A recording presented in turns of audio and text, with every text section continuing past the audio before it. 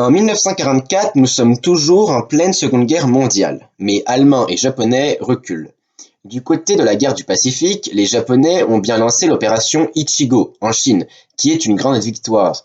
Mais dans l'ensemble, les Japonais reculent. Deux principales batailles cette année-là, la bataille de la mer des Philippines en juin, victoire décisive américaine, et la bataille du golfe de Leyte dans les Philippines en octobre, là aussi victoire décisive américaine. C'est durant cette bataille que les Japonais, voyant leurs chances de réussir diminuer, commencèrent des attaques kamikazes, des attaques suicides entraînant des centaines de pilotes vers une mort certaine. En Europe, la Russie reprend du terrain. Reprise de Leningrad en janvier, de Sébastopol en mai et de la Biélorussie entre juin et août lors de l'opération Bagration. Les Allemands ne reculent pas que par le front Est, mais aussi par le Sud et l'Ouest. On se rappelle, en 1943, les Alliés avaient débarqué en Italie. En 1944, ils remontent la péninsule italienne. Rome est atteint le 4 juin. Le 6 juin, le jour J, a lieu le célèbre débarquement en Normandie, l'opération Overlord dirigée par Eisenhower. Le 15 août a lieu le moins célèbre débarquement de Provence.